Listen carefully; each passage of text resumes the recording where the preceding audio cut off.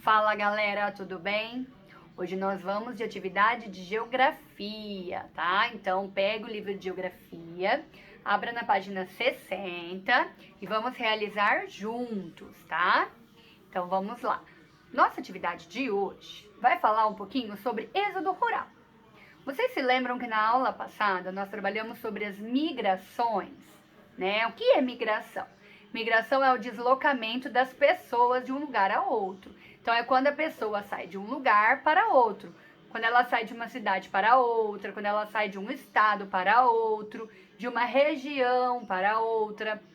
Lembra que o nosso país, o Brasil, é dividido em 5 regiões, né? Região Norte, região Sul, região Centro-Oeste, região Sudeste e região Nordeste, né? Então, a migração é o deslocamento das pessoas de um lugar a outro, tá? Então, o que é êxodo rural? Êxodo rural também é o deslocamento, só que é o deslocamento do campo para a cidade. Então, êxodo rural é quando as pessoas moram no campo e decidem sair do campo e ir em busca das cidades. Mas por que essas pessoas fazem isso? Então, elas fazem isso em busca de melhores condições de vida, tá?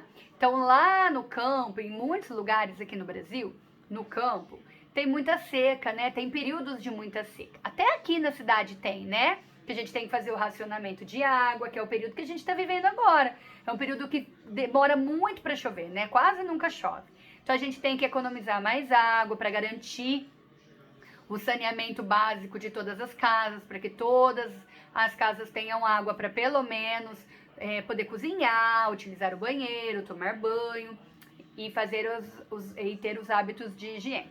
Então, as pessoas costumam sair do campo, tá? E nessas épocas aí de muita seca, onde não tem água, não tem plantio, também podem sair em busca de emprego, tá? Então, hoje em dia, né, as pessoas agora utilizam muitas máquinas de agricultura, né, como nós vimos também, máquinas que substituem o trabalho manual, o trabalho do homem. Então, com o avanço das máquinas, né, foi diminuindo o uso das pessoas para trabalhar. Então, muitas pessoas ficaram desempregadas, muitas pessoas estão sem sustento. Então, esses são, assim, os principais motivos para as pessoas saírem do campo em busca das cidades em condições melhores de vida, tá? Então, agora vocês vão assistir um vídeo explicativo falando um pouquinho sobre isso, tá? Bem curtinho. E depois a gente vai voltar para realizar juntos as atividades do livro. Êxodo rural. Primeiro vamos saber o que é o êxodo rural. É o deslocamento de moradores do campo para a cidade, ou seja, é a migração das pessoas do campo para a cidade. Aí vocês me perguntam, mas por que um morador do campo foi morar na cidade? Tá, então vamos saber isso agora. O que levou ao êxodo rural? O que levou essas pessoas a saírem do campo para as cidades? O primeiro motivo, gente, foi a mecanização do campo, tá? Isso fez com que a mão de obra humana fosse substituída pelas máquinas. E esse processo contribuiu para o desemprego dos trabalhadores rurais. Um outro motivo foi a concentração de propriedades rurais nas mãos de poucas pessoas, tá? Esses foram os principais motivos que levaram os moradores do campo a se deslocarem para as cidades. Na década de 70 e de 80, o Brasil sofreu um intenso processo de êxodo rural, ou seja, esse foi o período em que mais ocorreu o deslocamento das pessoas do campo para a cidade.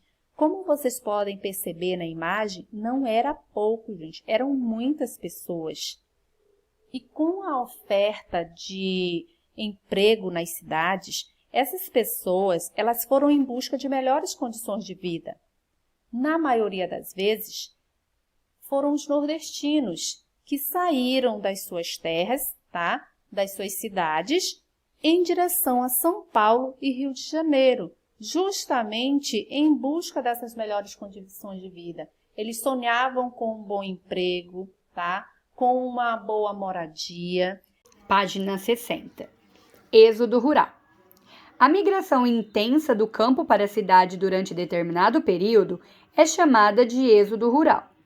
No Brasil, esse tipo de migração foi muito intenso durante a segunda metade do século XX e, atualmente, vem diminuindo.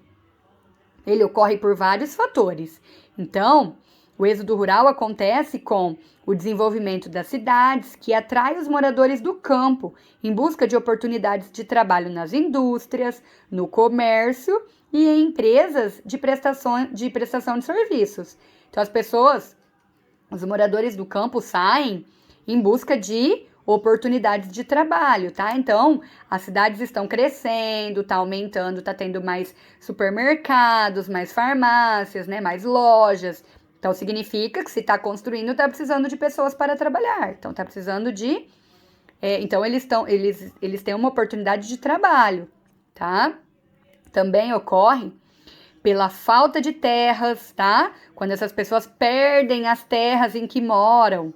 E aí, eles vão para a cidade em busca de trabalho, né? Para que eles possam se estabelecer em algum lugar, para que eles possam ter outra casinha.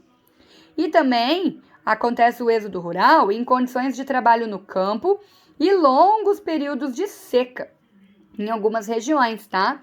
Então, aqueles períodos de seca em que eles não têm como plantar, não têm como se sustentar, né? Então, eles precisam sair em busca da cidade para que eles possam se sustentar. 1. Observe a reprodução da obra de arte a seguir. Ela mostra retirantes, termo utilizado para definir os migrantes que saem das áreas rurais castigadas pela seca em direção às cidades. Então, essa aqui é uma obra de arte que se chama Os Retirantes. Quem pintou foi a Barbara Rothschilds no ano de 2011, tá? E ela utilizou óleo sobre tela. Então, ela fez uma pintura a óleo aqui, ok? Então, essas pessoas que saem do campo para a cidade são chamadas de retirantes. Item A. Que elementos da imagem sugerem uma mudança de local de residência? Tá? Então, olhando para a imagem aqui, ó, o que faz vocês perceberem que eles estão se mudando? O que vocês batem o olho aqui, ó, e conseguem perceber, mas eles estão se mudando, eles não estão passeando, eles estão indo para outro lugar para viver. Por quê? Então, é o que vocês vão colocar aqui. Item B. Que características indicam que a paisagem representada é de uma área rural? Então, aqui, ó. Eles estão numa área rural, eles estão no campo. Por que eles estão no campo? O que fez você perceber que eles estão no campo aqui? Tá? Então, vocês vão pôr aqui. Item C. Não é para fazer...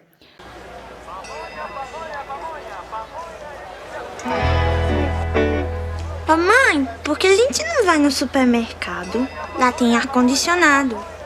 Minha filha, as feiras agroecológicas são muito melhores. Aqui a gente pode conversar com os feirantes, que são os próprios agricultores, falar com outros consumidores, trocar receitas. Ainda tem festa e alimentos saudáveis. E a mamãe ainda economiza. Mas as frutas e verduras da feira não são iguais às do supermercado?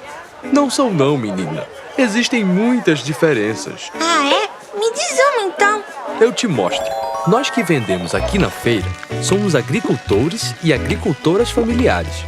Produzimos sem agrotóxicos e sem transgênicos, seguindo os princípios da agroecologia. Fazemos tudo em harmonia com a natureza. Mas os agrotóxicos não são usados só para matar as pragas que atingem as plantações? É isso que as empresas dizem, Mas os agrotóxicos trazem muitos males que não valem a pena. É ruim para o meio ambiente, degrada, polui a água, a terra e o ar. Além de contaminar os alimentos, as pessoas que os utilizam na produção e os animais. Então, as frutas e verduras que a gente compra no supermercado estão todas envenenadas? A grande maioria, sim. Os alimentos industrializados que compramos no mercado são carregados de conservantes que fazem mal à saúde. Tem o sal, o açúcar e também as gorduras hidrogenadas. Além disso, tem os corantes e sabores artificiais, que servem para dar mais sabor e deixar os alimentos mais bonitos, mas fazem muito mal. Nossa, quanta coisa ruim! Essa é uma das vantagens de se comprar nas feiras orgânicas, porque você sabe de onde vêm os produtos e as sementes que usamos são crioulas, não são modificadas geneticamente. E os preços são justos, porque nossos custos de produção são baixos. Pode ter confiança de que são alimentos produzidos com qualidade e respeitando o meio ambiente. Se até nós agricultores comemos, tem que ser bom. Mas vocês estão lá para comer ou para vender? Ah, você não sabe? Na agricultura familiar, nós produzimos para comer e também para vender. Você sabia que 70% dos alimentos consumidos no Brasil são produzidos pela agricultura familiar? O que comemos tem a mesma qualidade do que vendemos. Ninguém sai perdendo. Aliás, quem sai ganhando é a população. Ah, entendi. Mas lá na feira também tem bolo e tem polpa de fruta, que eu vi. Vai dizer que isso não é industrializado? Isso é o que chamamos de produtos beneficiados. Eles são feitos na casa das próprias famílias e nas unidades de beneficiamento, lugares administrados pelos próprios agricultores e agricultoras, onde frutas e outros produtos são transformados em bolos, doces, licores, geleias e polpas de fruta. Mas tudo isso sem usar de químicos e conservantes e estimulando o trabalho cooperativo. Eita! Será que o suco servido lá na minha escola é feito com alguma polpa daqui? Pode ser que sim. Hoje no Brasil, as prefeituras e estados são obrigadas por lei a comprar 30% dos alimentos servidos nas escolas públicas diretamente da agricultura familiar. É o chamado Programa Nacional de Alimentação Escolar, o PNAE. Além disso, também vendemos no PAA, que é o Programa de Aquisição de Alimentos que compra dos agricultores e agricultoras familiares para doar às pessoas que precisam se alimentar melhor. Eu nem sabia disso tudo. E eu não poderia ter explicado melhor. Tá vendo como a agricultura familiar é importante, filha? Mas a cadeia dos alimentos saudáveis depende dos dois lados, quem produz e quem consome. Plantar agroecológicos significa respeitar o meio ambiente e valorizar a cultura camponesa. E consumi-los significa incentivar a economia solidária e um consumo ecologicamente correto e mais sustentável. Página 62. A feira, entre o campo e a cidade. As feiras livres são um dos principais espaços de vendas nas cidades de produtos do campo. Nelas são encontrados, por exemplo, frutas, verduras e legumes. As feiras mudaram com o passar do tempo. Antigamente, além de serem pontos de venda de produtos diversos, eram locais de diversão, com apresentações de teatro, música e dança. Nelas também eram realizados jogos e disputas esportivas. Olha que legal, né?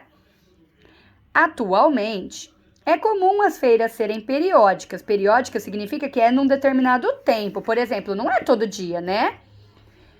Então, as feiras, elas não têm um lugar fixo, que lá sempre é feira. Não.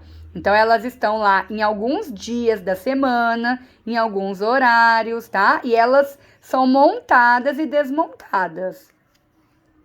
Os vendedores montam suas barracas e expõem os seus produtos, que continuam sendo bem diversos. Além dos alimentos, hoje em dia é possível encontrar nas feiras roupas, utensílios domésticos, ferramentas e vários outros objetos, incluindo artesanatos, que são produzidos no campo ou até mesmo na cidade, tá? Então, a feira são as pessoas, né, vão à feira para comprar produtos, mas por que as pessoas vão na feira para comprar produtos que vendem no mercado? Então a gente vai na feira porque aqueles produtos são produtos mais naturais, são produtos mais frescos, tá? Colhidos no campo, então é um trabalho do campo. Então as pessoas plantam, colhem e levam para as cidades para vender. Agora, os produtos do mercado, geralmente, são aqueles produtos que são plantados em muitas plantações muito grandes, em que colocam agrotóxicos, né?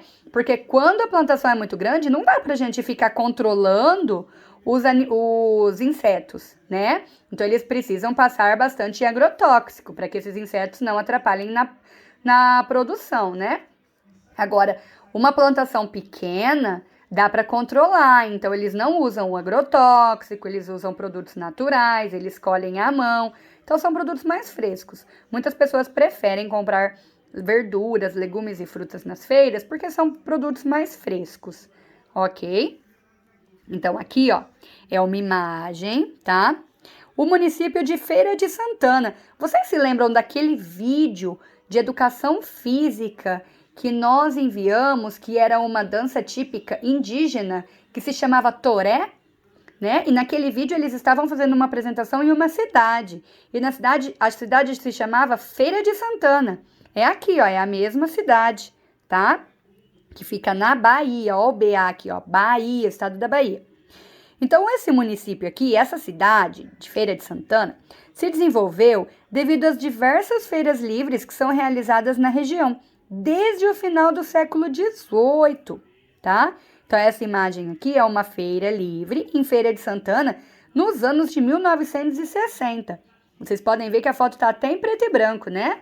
É uma foto bem antiga. Olha quando, em 1960, ocorriam feiras já. Agora, essa segunda imagem, ó. Em algumas feiras, antigas tradições são mantidas, como, por exemplo, em Caruaru, que fica em P, no estado de P, estado de Pernambuco, tá? Aqui em Caruaru, uma banda de pífanos, flautas rústicas de bambu, faz apresentação itinerante pela feira. Apresentação itinerante é que um dia tem apresentação, outro dia eles estão apresentando em outro lugar, tá? Cada dia em um lugar. Então, essa é uma foto de 2013, uma foto mais atual, né? Por isso que a gente já vê cores aí. E tem as feiras livres aproximam os meios rural e urbano? Então, aqui tá tendo uma ligação entre o campo e a cidade? Sim, não, por quê? Explique. 2. Leia o texto a seguir. Depois, faça o que se pede. As populações das pequenas cidades, povoados e distritos do Norte e Nordeste mineiros, principalmente os do Vale do Jequitinhonha, preservam o hábito de frequentarem feiras nas manhãs de sábado. Nas feiras livres, podemos encontrar uma grande diversidade de produtos da agricultura familiar. Lembra a agricultura familiar? Que é pequenininha, né? Que geralmente são pessoas da família que colhem, que cuidam, não utilizam agrotóxico porque é pouca coisa que se planta lá, né? Pouca quantidade. Além disso, elas servem como um ponto de encontro de vizinhos e companheiros. Muitas pessoas vão na feira para conversar, para se encontrar com os colegas, os vizinhos. Em cada lugar, as feiras livres possuem um toque especial que espelham a cultura e as tradições de suas comunidades. Tá? Então, quem escreveu esse pequeno textinho aqui foi o Jorge Guarda Campos, que está no livro Os Saberes e as Cores das Feiras Livres, tá?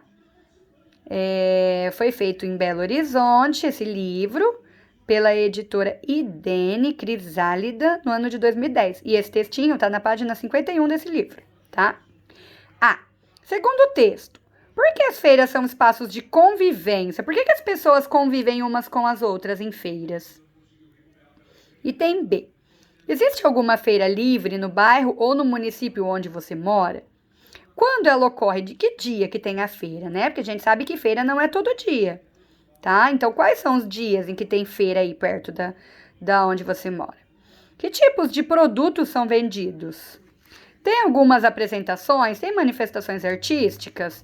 Se tiver, me conta, ó, comente como elas são. Escrevam as respostas no caderno de geografia, tá? Coloquem a data de hoje, coloquem a página, o livro, a alternativa, tá?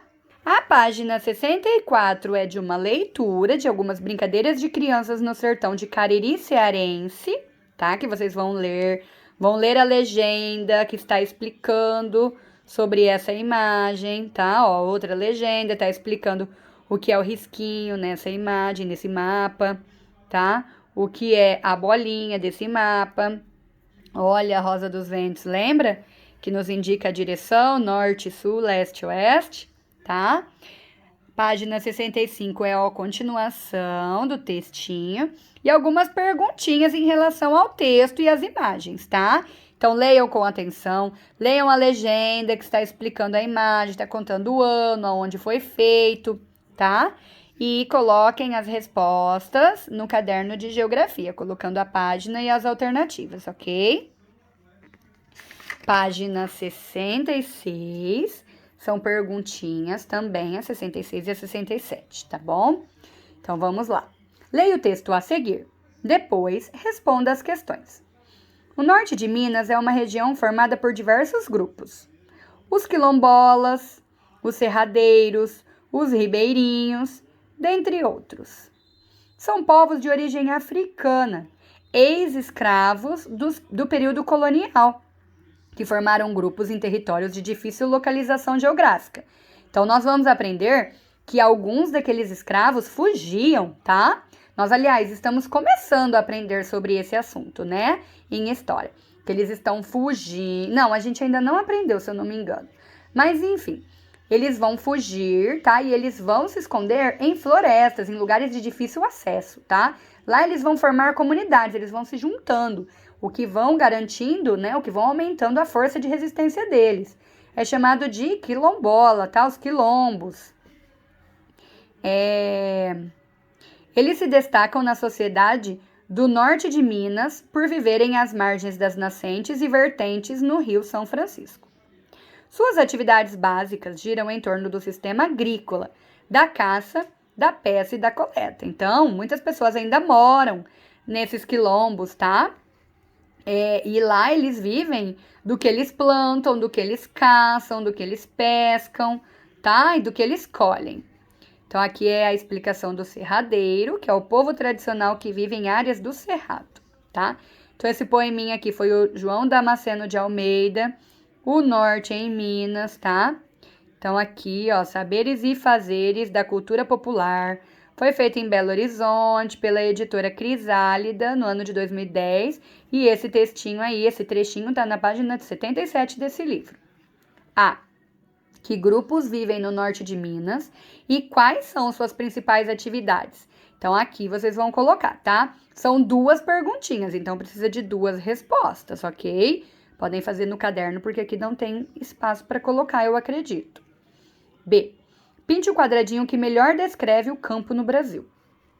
Então, o campo é formado por grandes e pequenos proprietários rurais, mas também é composto por povos tradicionais. Será que é verdade? Será que tá certo? O campo no Brasil é ocupado apenas pelos grandes produtores e pelos agricultores familiares. E aí, qual vocês acham que tá correto? Tá? Então, vocês podem pintar. Se vocês quiserem, podem fazer o xizinho. Porque, professora, eu tô com medo de pintar e tá errado. Então, pode fazer o xizinho e aí na correção vocês vão ver. Se tiver certo, vocês pintam. Se tiver errado, dá para apagar, tá? E pintar o outro quadradinho. Aí vocês que decidem. O item C. Em sua opinião, por que é importante valorizar e preservar a cultura desses povos tradicionais? Como esses povos aqui citados no texto. Então, por que é importante a gente preservar a cultura de diferentes povos e não só os nossos, né? 2. Aqui, vocês vão observar o mapa, tá? Então, aqui, ó, o mapa do Brasil, total de famílias assentadas por região. Então, aqui, ó, número de famílias assentadas por região. Então, aqui, ó, no verde clarinho, é essa quantidade. No verde mais escuro é a outra. Então, vocês vão ver pela cor, a quantidade de famílias. Famílias assentadas é famílias que já moram, tá? Que já têm uma residência. A fonte dessa pesquisa foi os dados e os textos sobre a luta pela terra e a reforma agrária, que está disponível nesse site aqui, que foi acessado no dia 25 de outubro de 2017, tá bom? E vão olhar também esse outro mapa aqui, ó, Brasil, rebanho bovino, tá? No ano de 2014. Então, aqui, ó, pela legenda, a gente percebe o que é o mapa. A legenda é muito importante. A legenda nas imagens, a legenda nos mapas, né? Então, aqui, ó, aqui também, ó, é o rebanho em números. Então, vocês vão ver, ó, o pequenininho é esse número aqui, de 200 mil a 400 mil, tá? O médio é de mais de 400 mil a 800 mil e o grandão mais de 800 mil, tá bom? Aqui foi uma fonte de pesquisa do Atlas Geográfico Escolar, tá? É o livro que foi feito no Rio de Janeiro pelo IBGE no ano de 2016 e tá nessa página aqui. Agora que vocês observaram esses dois mapas, respondam as questões. Que informação cada um dos mapas representa? Então, são dois mapas. Então, vocês vão colocar aqui, ó, mapa 1. Que informação que está representando? Mapa 2. Que informação que está representando, tá? Tem que ser dos dois mapas. B. Como as informações são representadas em cada um dos mapas? Então, aqui essa informação foi representada por quê? O que tem aqui de diferente na legenda? Ela foi representada por quê aqui para diferenciar um do outro? E esse aqui, pela legenda, foi representado o quê para diferenciar um do outro, tá? É o que vocês vão colocar aqui. Então, pessoal, a aula é sobre êxodo rural, tá? Sobre essa migração, os motivos, tá? Tem mapinha aí para vocês verem. Tem um pouquinho de informação aí sobre um povo, tá? Para vocês conhecerem, para aprimorar a cultura de vocês, tá? Tá tudo explicadinho, mas se mesmo assim vocês não entenderem, pode perguntar para a professora, tá? A professora explica de novo, a professora faz vídeo, outro vídeo, a professora faz o que for preciso para que vocês entendam melhor, tá? Mas para isso nós precisamos que vocês peçam ajuda quando precisarem, tá? Tentem fazer primeiro, porque vocês são muito espertos e vocês conseguem, que eu sei disso. Todas nós sabemos, porque vocês são muito esforçados. Tudo bem? Então, um beijo e até mais!